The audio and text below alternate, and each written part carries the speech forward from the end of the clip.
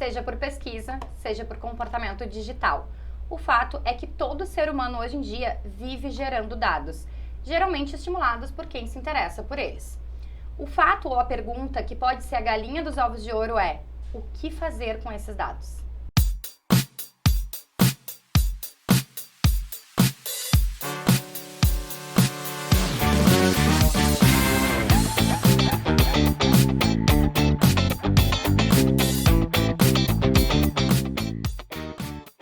E hoje a gente vai fugir da técnica de dados e métricas para conversar com quem entende dessa ciência pela visão estratégica do negócio. Ou seja, a gente vai ouvir o que se pode fazer com esses dados, quais são as oportunidades dessas informações e quais os benefícios ao usar essas ferramentas que a gente tem hoje.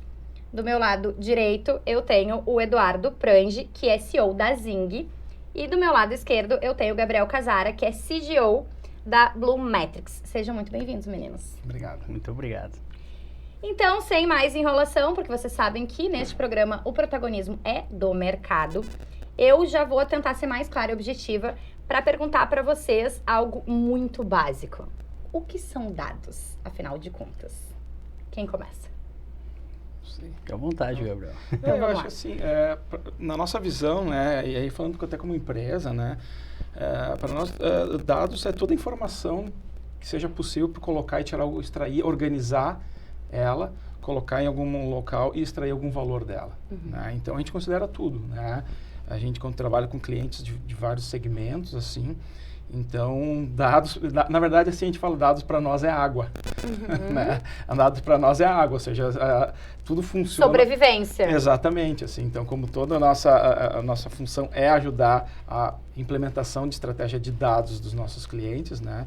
Então, a gente tudo que pode ser medido, tudo pode ser inferido, tudo pode ser guardado, em termos de informação, é dados. Né? Acho que é exatamente nessa mesma linha que o Gabriel comentou. Eu gosto muito da palavra rastros, né? Porque, principalmente na economia digital, a gente acaba deixando rastro em tudo quanto é lugar, né? E, de certa forma, esses rastros nada mais são do que dados pelos quais a gente pode, na medida em que a gente consegue coletar e acionar, né? Transformar eles em informação, em insights, né? Para os negócios, assim. Esses rastros, na realidade, hoje eles estão mais presentes do que nunca, mas eles são a base, né, da entrega de valor a partir da perspectiva informacional. Porque o dado, de certa forma, por si só, é muito pouca gente que sabe o que fazer com ele. Né? Então, existe uma hierarquia de entrega de valor, né, onde o dado é a base da pirâmide, mas você, quando consegue tratar e acionar, ele vira informação. Ele vai lá para o topo. Isso, a informação, quando ela é usada com inteligência, ela se transforma num insight. Então, tem toda uma evolução a partir desse rastro, né, que aí é a tecnologia e a expertise dos profissionais que façam com que ele se torne algo acionável e útil. Né? Então, vamos ser mais didático. A gente já falou do que é dados. Agora, assim, qual a diferença, então, de dados, métricas e indicadores, né? Ou insights, enfim. Vamos ensinar para mim também, tá, gente? Mas para a audiência, essas diferenças. Vamos lá. Eu acho que assim, o dado ele acaba sendo uma questão mais bruta, né? Que ela, isoladamente, muitas vezes ela não te diz nada, né? O indicador acaba sendo vamos dizer assim, um ponto de aferição, de mensuração e de avaliação de um objetivo. Então, assim, eu vou pegar um exemplo bem didático, né? Poxa, se eu quero emagrecer, né? Eu vou estabelecer um plano de ação, eu vou ter algumas métricas desse plano de ação que tem a ver, por exemplo, inclusive com a minha rotina de exercício físicos, né? As questões da minha alimentação, mas eu vou ter um indicador que é o meu peso. Né, que eu vou olhar lá na balança, a ferramenta, a tecnologia que eu vou utilizar é a balança, né? Que dados que podem compor essa dieta, por exemplo? Como é que está o meu colesterol, como é que está o meu, enfim, minha questão de, até a própria rotina, o quão sedentário eu sou, né? Entendi. Disso eu transformo num plano de ação, com algumas métricas que eu vou estar avaliando essa mudança de rotina, número de vezes que eu faço exercícios físicos, né? E por aí vai, critérios. Mas quebro isso, nesse exemplo que eu estou colocando, em um indicador-chave, né, que na realidade acaba me permitindo entender se o resultado e o objetivo que eu tenho para aquela ação, ele está sendo atingido ou não. Exato, eu acho que é bem por nesse sentido, assim, vamos começar ao contrário agora, assim, né, o que é o indicador, né? O indicador é o output.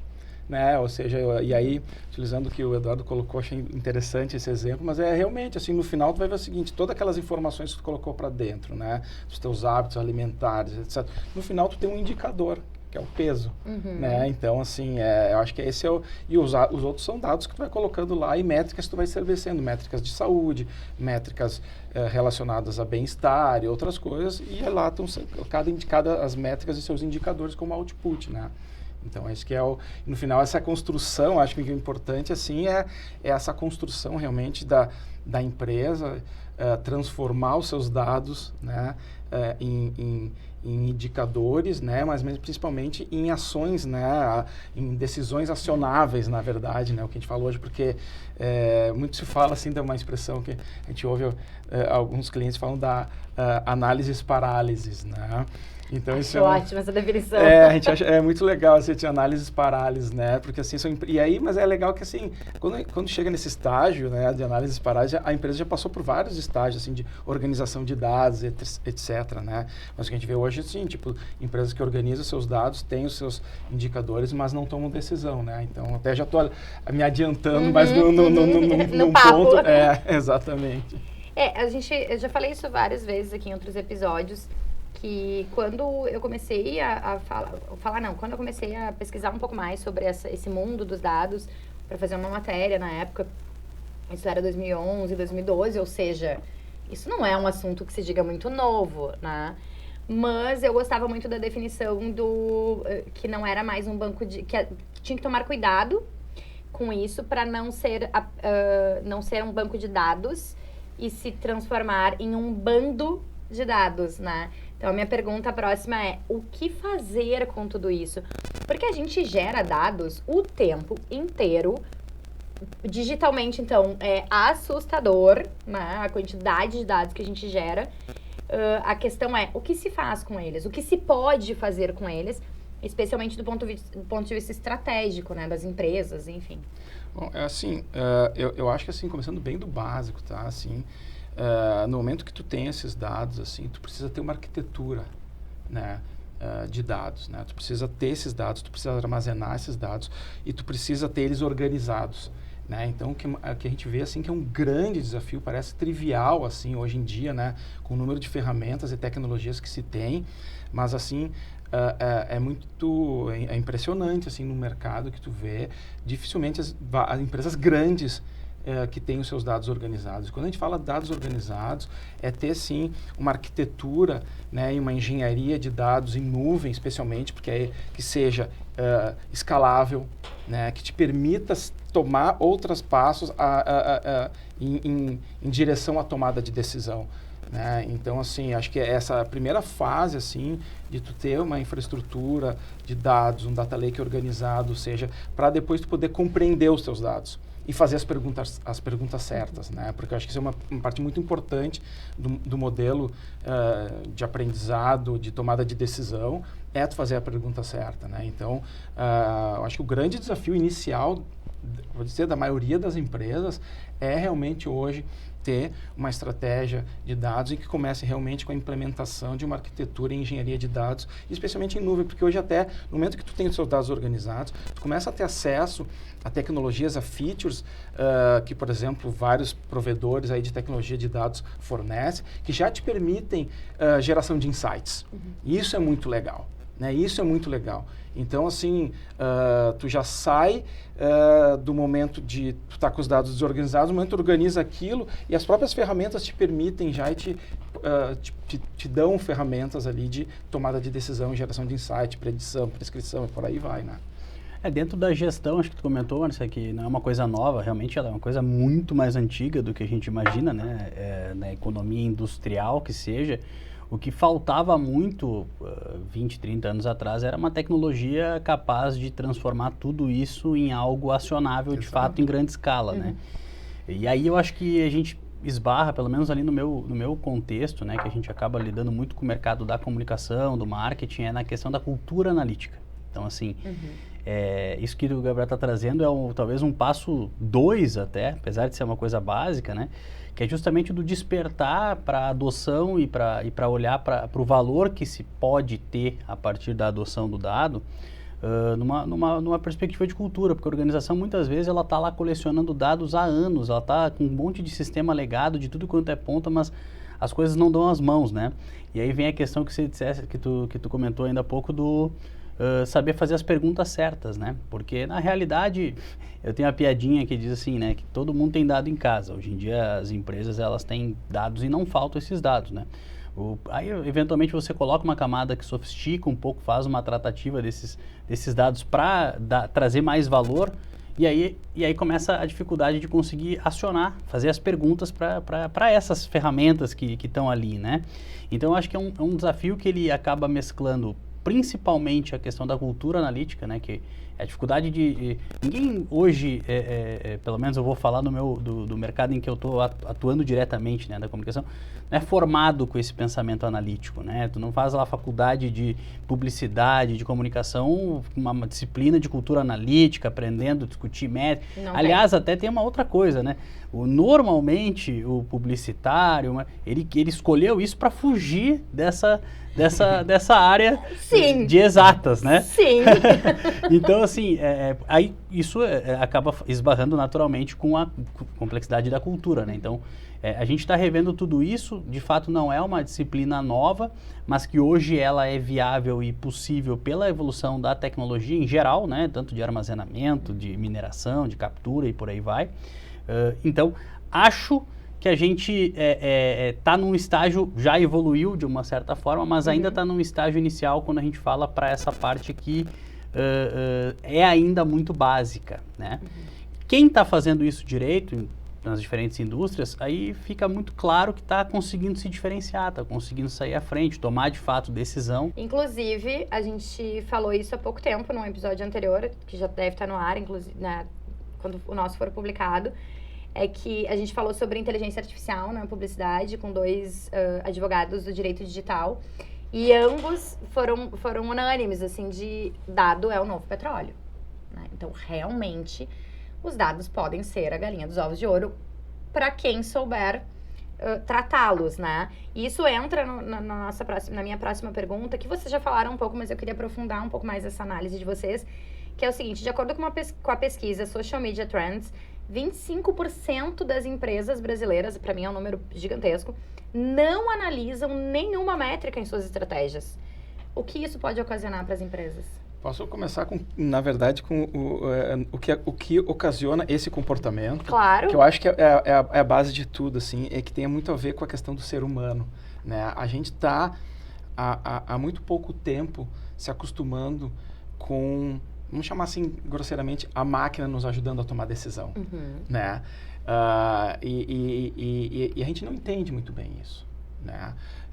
Então, assim, por muito embora assim, a gente tenha, né, por exemplo, a gente se confia em ferramentas como o Waze, né, que toma a decisão pelo ser humano, ninguém né? mais sabe andar. E a gente não questiona, e né? tudo bem. Bom, dito isso, essa mesma pessoa, quando ela vai para sua empresa, né, e aí uma pessoa lá da área de dados apresenta lá com dados, olha, para tomar uma decisão e que essa decisão aqui tem uma probabilidade aí de 80%, um nível de confiança de 80%. O ser humano tem uma coisa muito interessante. Quando ele toma decisões, ele prefere tomar decisões mais empíricas, ou seja, com a probabilidade de acerto muito menor, do que tomar uma decisão baseada em dados em que uma máquina gere para ele uma confiança, por exemplo, de 80%. Isso existe estudo, isso aí, inclusive, de que realmente o ser humano abre mão, ele não confia numa predição de uma máquina ou de um modelo de machine learning que, se não for 100% é aquela história, se não for 100% eu vou confiar no meu julgamento. Então, assim, tem muito a ver dessa questão da cultura que o Eduardo falou, então começa muito no ser humano, né? De a gente ter que realmente entender isso, né? Entender a disciplina para a gente poder começar a aceitar e fazer o processo de tomada de decisão baseado em dados. E acho que o teu exemplo do Waze ele é muito, muito bacana, porque eu gosto bastante desse exemplo quando a gente fala, né? Mas se eu não quiser usar os dados, pegar os 25% das empresas que não usam, né? Eu digo que é a mesma coisa que você vendar os olhos, né? Hoje, querer sair dirigindo um carro, sendo que tu pode botar o Waze para te levar no destino que tu quiser. Ah, mas eu gosto quase que o Waze em totalidade ele nos ajuda nesse sentido, porque assim, o que acontece nesse percurso, né? Acontecem imprevistos. O que você faz com os imprevistos? Você recalcula a rota, né? Então ali tu tem uma série de elementos que acabam tangibilizando o que a gente está falando, mas que de fato, quando a gente vai para dentro de uma organização, ainda não se adotou o Waze, né, de fato nas tomadas de decisão, né? É claro que existem ferramentas, tecnologias, a gente esbarra inevitavelmente na questão da cultura, mas a partir do momento em que isso se desenvolve minimamente dentro da organização e começa a se tomar essas decisões com base em evidências, aí a gente tem uma probabilidade de acerto muito maior, né? Quem é que não quer hoje acertar mais do que errar, né? Ah, mas Eduardo, a gente está na cultura do erro, né? O erro como fonte de aprendizado, a gente tem que testar, validar as questões e tal, mas não é deixar de usar a evidência a nosso favor, não é errar pelo errar, né? É errar quando não tem hoje um conhecimento, não tem hoje um experimento testado e provado que te direciona para aquele caminho. Então você vai sair na frente, vai testar, vai experimentar e vai adquirir ali, aperfeiçoar, né, a sua ação.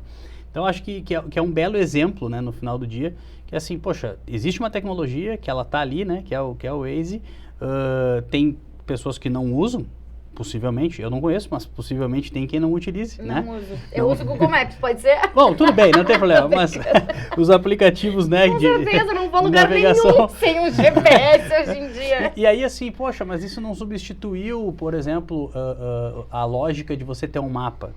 Você otimizou, né? É necessário o mapa, é necessário ser preciso, ter todo o mapeamento, mas é a tecnologia em cima de algo que antes, analogicamente, você não conseguia fazer, né? Gente, faz 2 anos que meu irmão se mudou pra Cachoeirinha, vou confessar uma coisa pra vocês.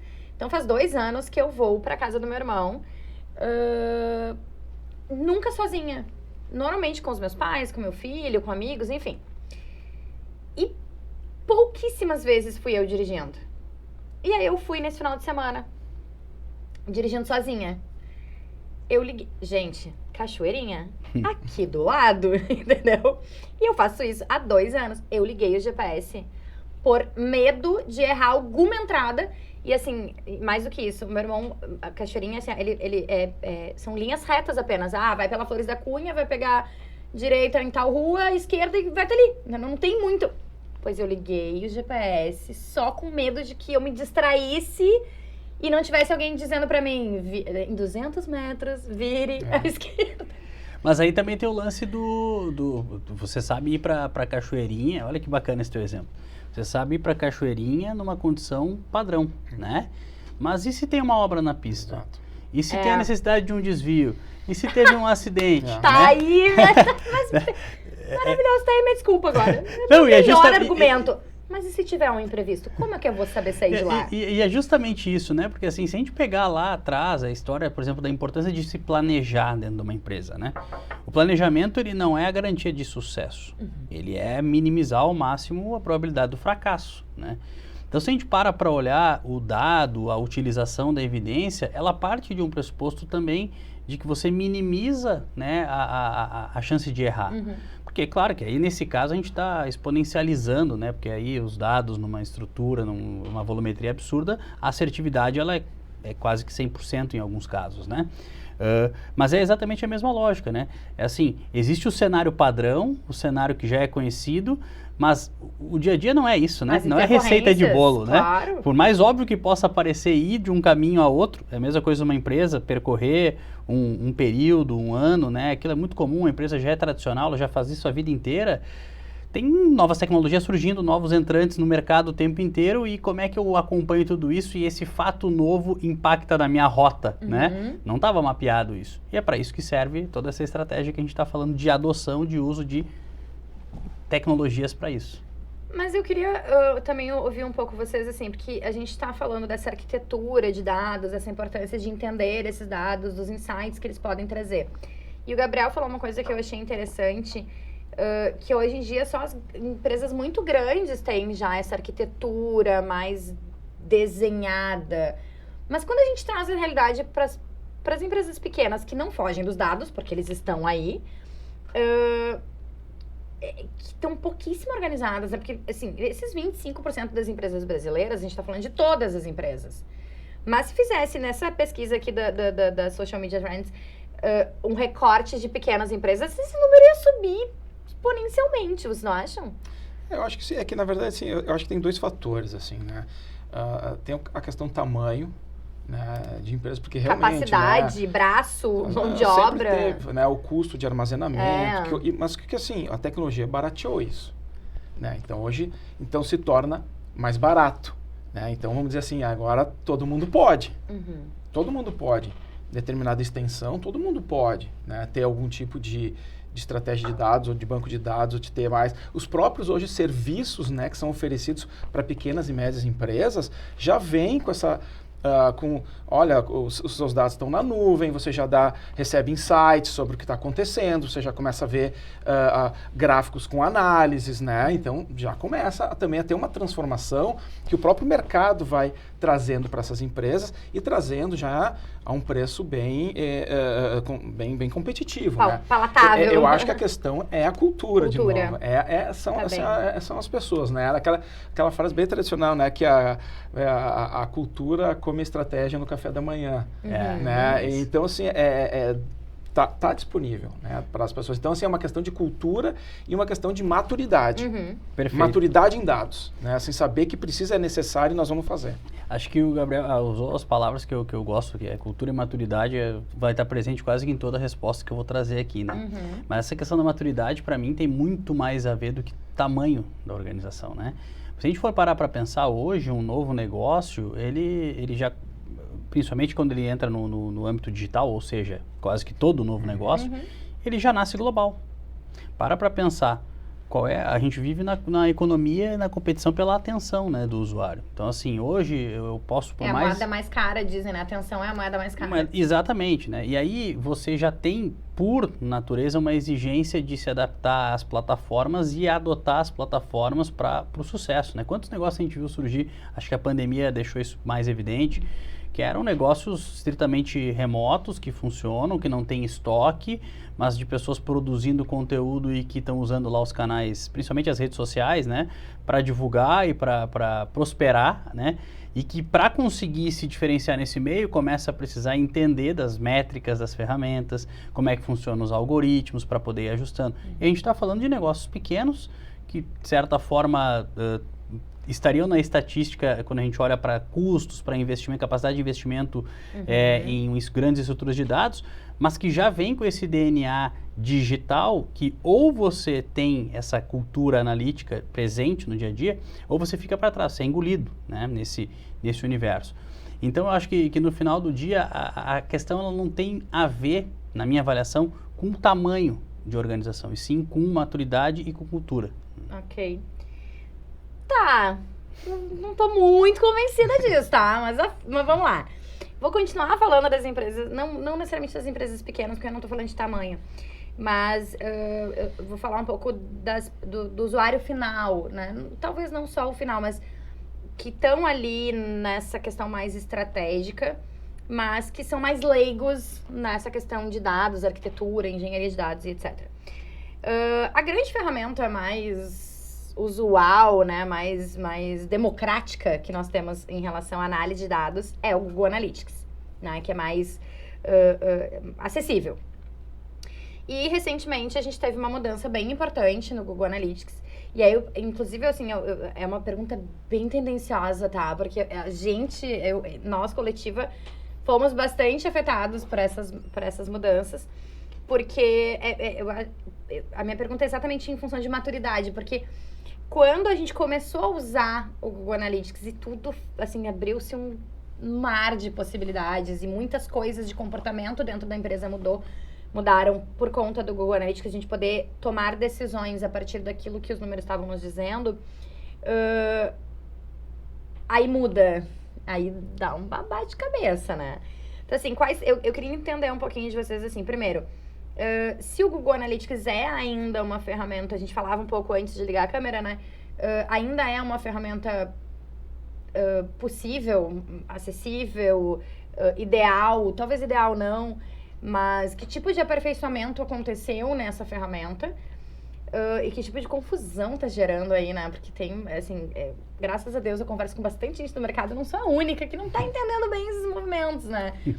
Da ferramenta em si. Acho que assim, né, o Google Analytics, ele de fato está presente eu brinco que é um belo indicador de maturidade digital.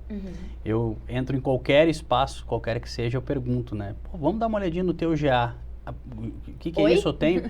Aí tu já sabe separar, olha, esse está nos 25%, né, porque é uma coisa muito básica que entrega um valor muito significativo para quem está na gestão, né, do dia a dia. O que acontece é que toda e qualquer mudança, principalmente quando a gente está falando de ferramenta, de software, né, que já existe uma questão de usabilidade muito fixa, né, e padrão. E funcional. Quando ela muda, existe uma resistência à mudança, né? O que aconteceu nesse caso especificamente na mudança do GA universal para o GA4, né? É que essas mudanças, elas foram mudanças mais estruturantes, tanto que o Google vem anunciando elas há seguramente mais de um ano e meio, né? Então, assim, foi... Aquela notificação, assim, tava me deixando nervosa com aquele vermelhinho em cima, ele foi preparando o terreno, né? Ninguém se prepara. Ninguém se preparou. E aí, o que acabou acontecendo? Ele produziu muito conteúdo, ele fez muito evento, né? Só que aí é questão da cultura também, de que momento que você reage a essa mudança. É na hora que ela acontece, né? Quando ela tá para acontecer, tu diz assim, deixa esse problema virar problema e aí eu vou mergulhar atrás da solução, né? Mas dito tudo isso, acho que pela importância da ferramenta, por estar muito presente, né, em praticamente todo o negócio, o impacto quando acontece uma mudança é muito grande, né? Acho que existiram duas situações principais, e aí também no meu caso impactou, né, lá na Zing, que são, primeiro, existem métricas que a gente pode dizer que desde 2006, basicamente, elas são métricas consolidadas dentro do Web Analytics geral, daí que são usadas por outras ferramentas de Web Analytics, mas que foram criadas pelo Google, né? E que nessa nova versão de produto, elas estão com novos critérios. Então, assim, algo que, além da questão de uso do sistema, mas a questão técnica, né, que está por trás, métodos, passou por uma alteração. E aí isso gera, de certa forma, uma necessidade de aprendizado. Você tem que virar especialista novamente de algo que você, em tese, já era especialista, né?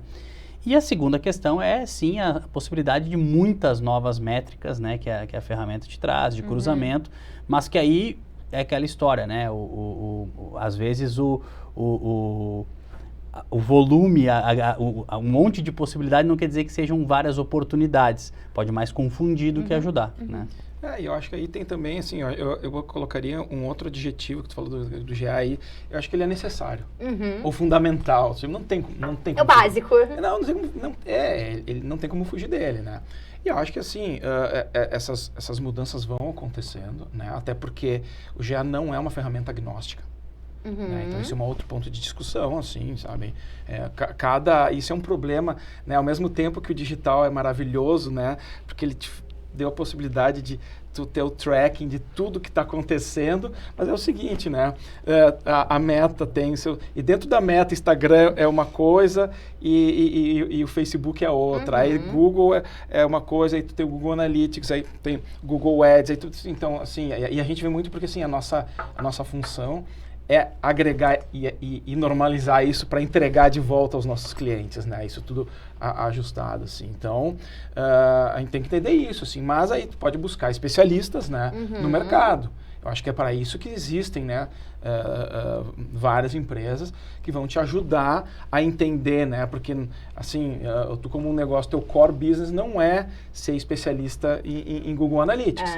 Então, você tem que ter uma empresa que te ajude a fazer isso, né? Então, esse é o primeiro ponto. E o segundo é assim, a gente tem que ter claro que não é uma ferramenta agnóstica, né? E que talvez pelo tamanho dos teus dados, a tua estratégia em dados, o que tu faz em investimento de mídia digital, ou não só mídia digital, em outros canais também, tu tem que buscar uma ferramenta que conecte tudo isso, trabalhe tudo isso e cruze essas informações e que te gere insights cruzando as informações, que é um grande desafio, né? Eu quero aproveitar essa brecha só para lembrar a nossa audiência que este programa é um oferecimento da Vero.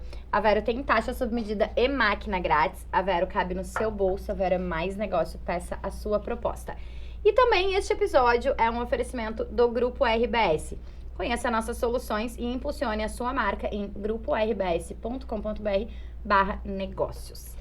Meninos, uma outra questão diz assim, ó.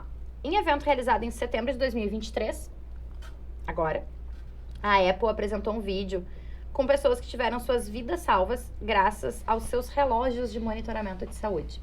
Eu não precisava nem ter ido na Apple, eu conheço um cara, tenho um amigo que isso aconteceu. O que a gente pode esperar quando a gente fala de dados biológicos? Bom, eu acho que no final do dia a gente vai sempre cair na discussão de se isso é bom, se isso é ruim, né? E na verdade para mim é o uso disso que vai fazer com que a gente veja como algo bom ou ruim, né? Se por um lado você tem esses dados e esses dispositivos aí que te ajudando a salvar vidas, né? Por outro lado, tu tem toda uma indústria por trás que entende o teu comportamento, sabe todas as suas fragilidades e vai te oferecer aquilo que, de certa forma, serve para resolver o teu problema. Mas esse é o jogo que a gente vive, né? Sim. A moeda que é a história do não ter almoço grátis, né? Que você paga hoje com os dados, né? Então, disponibilizar os seus dados, mostrar o teu comportamento, tudo isso por trás, imagina o quanto isso representa, por exemplo, para a indústria farmacêutica, né? Para toda a indústria ligada ao universo de saúde, né? Sim. Falamos disso nesse episódio do direito digital e se usou, inclusive, a indústria farmacêutica, assim, que é impressionante. Eu brinco sempre dizendo, já vendi minha alma pro Google faz muito tempo, né? Eu já não estou muito mais preocupada com isso.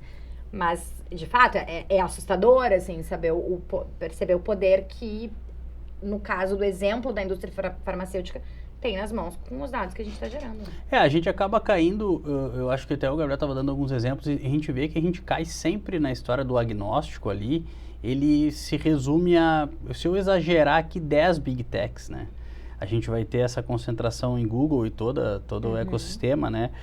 Meta, que tem todo o ecossistema, tu vai cair na Apple, tu vai cair na Microsoft, e aí, enfim, daí vamos botar mais uns 5 aí que eu já não sei. Eu ia dizer, mas 10 tu chutou bem alto. Eu fui botar a Amazon, acho que fecha 90%, quase 100%. Fechou uma mão aqui só. Oracle, a Amazon fechou. O que acontece é que, assim, talvez aí a gente pode estar falando de que 99% das pessoas não tem esse conhecimento que a gente está trazendo sobre para quem está sendo disponibilizado tudo isso, né? E que no final isso, o tal do petróleo, quem está extraindo o valor desse petróleo, a gente é gerador de petróleo na realidade, né?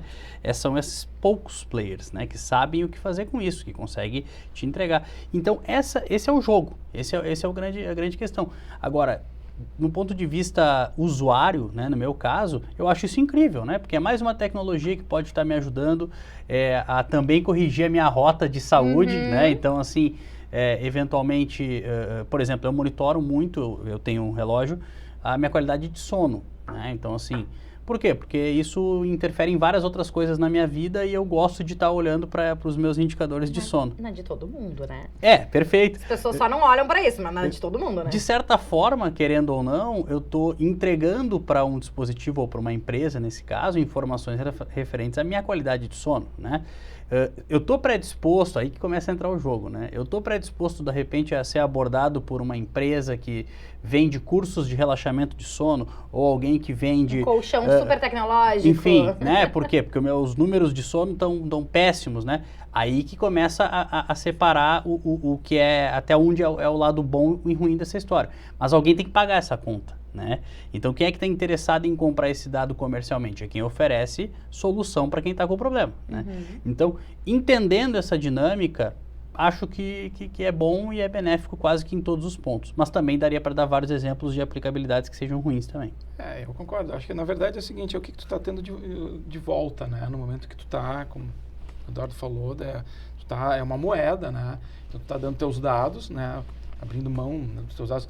A questão aí tem uma questão de o quanto que tu sabe que né, tu está disponibilizando os teus dados e quanto tu não sabe, né? Isso é um problema, porque eu me lembro lá, esse é um dilema bem do início da internet, assim, né? Quando se questionava a questão dos cookies, né? E depois como parecia assim, que o cookies era a coisa mais normal do mundo, daqui a pouco, não, para.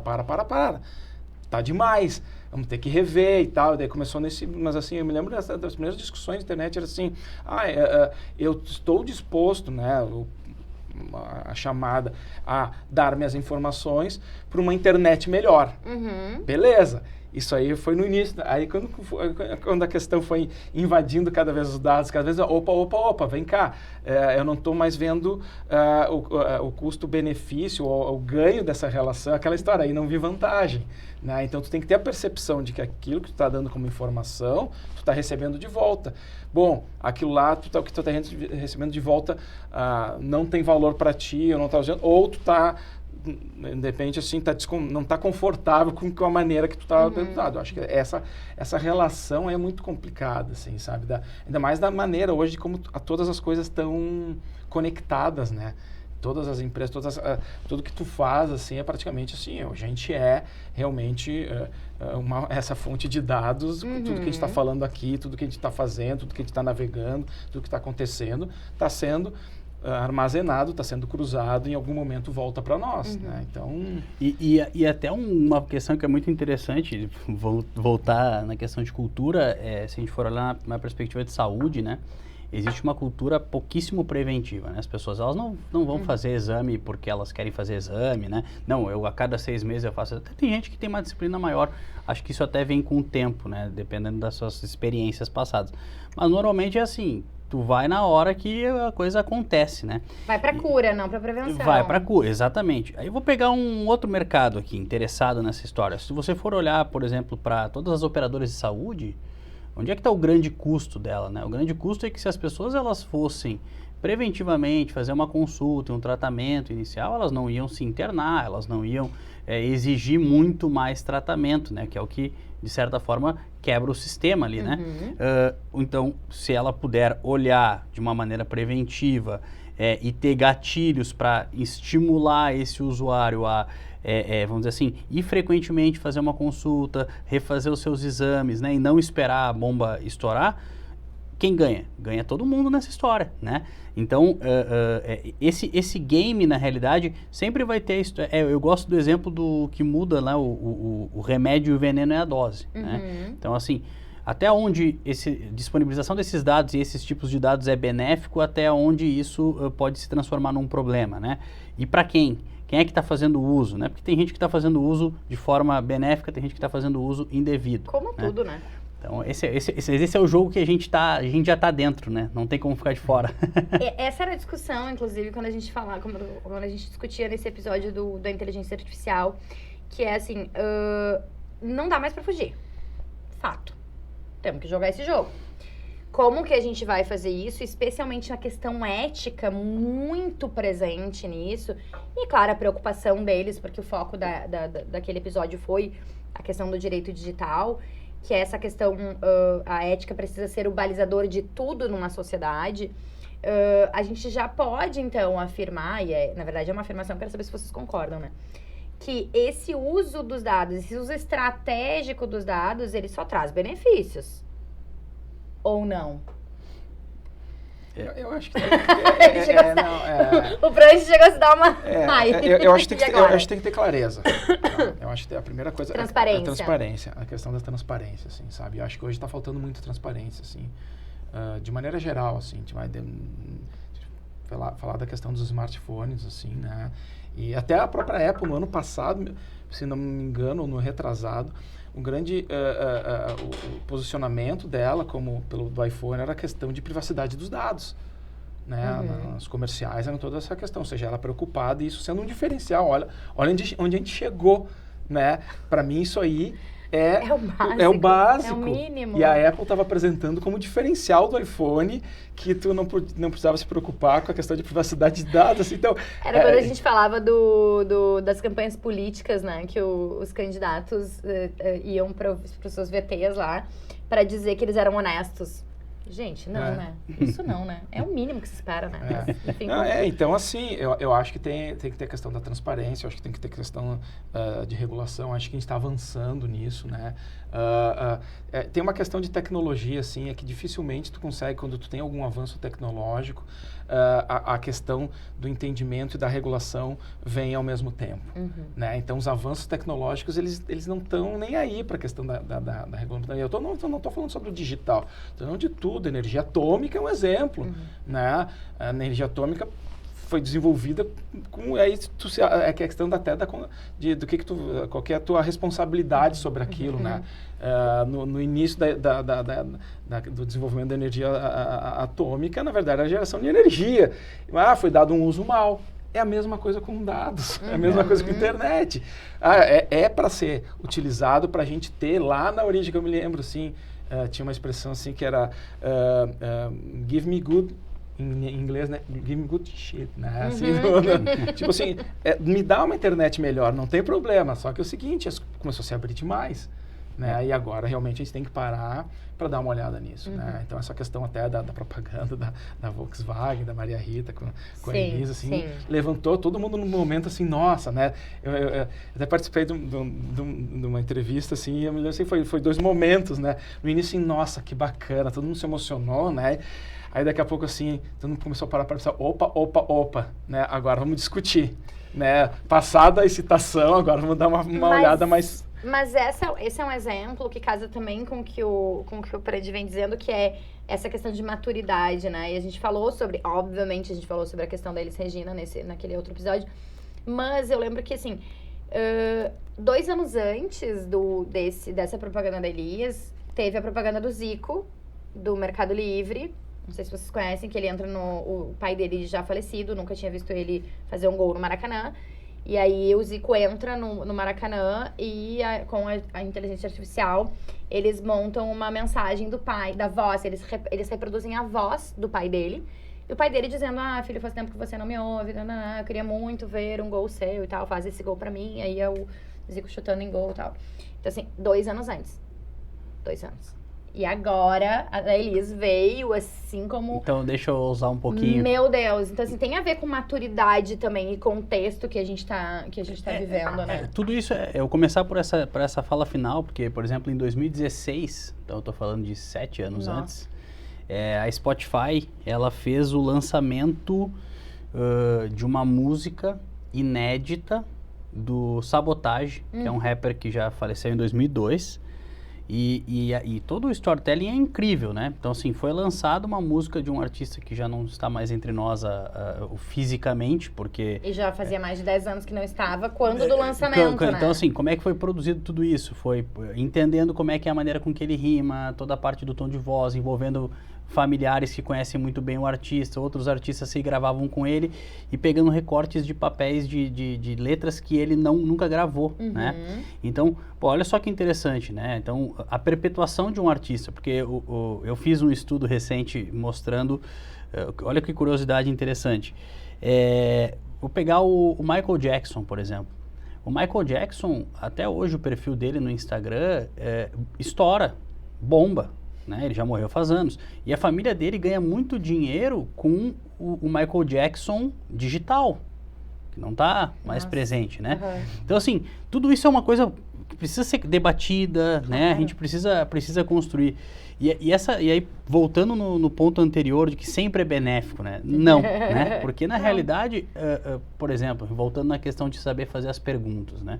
Ao mesmo tempo que eu posso descobrir como, eu tô no meio da selva, preciso resolver uma fratura, vou lá no YouTube, né, para tentar usar aquilo ali pro bem, eu também posso perguntar como é que eu faço uma bomba tendo uma caneca e uma água. E eu vou encontrar algum lugar na internet que vai me dizer como é que esse negócio funciona, MacGyver, né? MacGyver, se eu entrar no blog do MacGyver... Ele era visionário, gente! Um outro ponto que uma vez eu fiquei debatendo também, foi uma conversa muito boa, esse exemplo da Apple, da segurança, da privacidade. Né? Aí eu fico dizendo assim, poxa, eu dava o exemplo de que, e se achassem o celular do Bin Laden lá? Se encontrassem o iPhone do Bin Laden, né? não seria benéfico para o mundo que fosse invadido aquele aparelho para ver todos os lugares aonde o Bin Laden queria fazer alguma coisa? Então, pegando assim exemplo de criminosos extremos que de uma certa forma... não, mas não pode, porque se invadir isso quebra justamente... Aí é para a reputação da marca e isso acaba sendo algo que não pode acontecer, né? Então... É sempre os dois lados. Tem sempre os dois lados. E uma linha muito tênue, né? De um e de outro. Então, o que parece, às vezes, muito básico, a gente consegue sempre encontrar.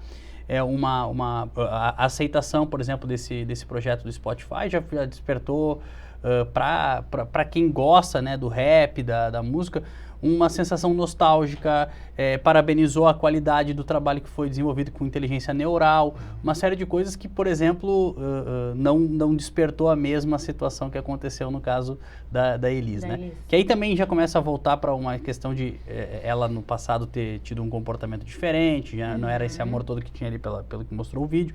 Mas então, hoje está todo mundo com muito acesso à informação para checar a legitimidade dessas ações que vão acontecendo. É condizente essa figura pública estar fazendo esse tipo de campanha, porque se ela tivesse viva, provavelmente ela não faria, porque não era esse o comportamento que ela teria. Então, hoje está tudo sendo colocado em xeque o tempo inteiro, né? Claro. E esse é o penso que a gente tem que ter, é a legitimidade para se criar esse monte de coisas, né? Exatamente, mas assim, é aquela história, né? Tudo é uma evolução, né? A partir disso está sendo discutido. E então já várias pessoas aí de direito autoral, né, já estão discutindo e estão prevendo que no caso de artistas, né, quando se deixa o acervo, porque uma coisa é tu ficar com o acervo, né, teu pai foi um artista, tua mãe foi uma artista, né, ficou todo o acervo, você vai explorar aquele acervo lá, é um ativo, né, e tal. É herança digital. Exatamente, outra vez assim, criar coisas novas, né. E em que termos, né? Então, até esses dias eu estava vendo, assim, uma reportagem falando disso, assim, tipo, de artistas já preocupados, né? Dizendo assim, não, mas eu quero, eu não quero, mas o que, se for fazer alguma coisa tem que ser dentro desses preceitos. Madonna, né? A gente falou sobre isso também, Madonna, estamos chamando pelos próximos 50 anos, ela permite... Morgan Freeman, por exemplo, já disse que não, depois de morto, não se pode. Não pode usar nenhuma herança digital dele. É o tipo de discussão que a gente está tendo, né? Isso é incrível, porque está relacionado à perpetuação, né? Uma marca também, no final do dia, um artista é uma marca, né? Claro. Então, a gente fica falando sempre dessa questão da exponencialidade, das marcas que não existem mais, né? Na verdade, a gente não para de falar do Atari, não para de falar da Kodak. As marcas existem, o que não existem mais são as empresas, né? Perfeito. Então, um artista também é uma marca perpétua, né? O Tupac, nesse estudo que eu fiz recente, depois eu mando para vocês, assim, é um absurdo, assim, vou trazer um número meio de chute, porque eu não me lembro de cabeça agora, mas assim, para cada publicação que ele faz no Instagram, ele tem 300 mil interações. É um cara que não existe mais. Então, assim... Meu Deus! E aí, tu imagina ele vendendo, por exemplo, vendendo public post para uma marca. Então, assim, mas é o perfil oficial do Tupac, né? Então, assim, até onde vai isso, né? Aí o debate aqui a gente fica eterno. Vou pegar esse gancho para dizer que, infelizmente, a gente precisa encerrar. Eu teria mais umas 5 perguntas, pelo menos, aqui no meu roteiro. Mas a gente vai costurando um assunto no outro, né? São muitas camadas de análises desses benditos dados. Benditos, viu? Benditos, não vou falar malditos. Benditos dados e métricas, mas acho que deu para ter uma ideia, assim, do que, especialmente da parte comportamental em relação a esses dados, que era o grande objetivo desse episódio. Sair um pouco do tecniquez, né? Do que eles podem, como se faz, como que se busca e poder realmente conversar sobre essa estratégia, essas decisões baseadas em dados. Então, muitíssimo obrigada pela participação de vocês. Não foi menos do que eu esperava, porque eu realmente já esperava uma conversa de alta qualidade. Muitíssimo obrigada. Obrigado a vocês. Obrigado à disposição. gente. Que bom. Valeu. E para vocês que ficaram com a gente até aqui, não se esqueçam de compartilhar, comentar, dar o like, se inscrever no canal e ativar o sininho para o YouTube te avisar sempre que tiver conteúdo novo. E como vocês sabem, neste programa sempre tem conteúdo novo. Eu te espero semana que vem. Tchau, tchau.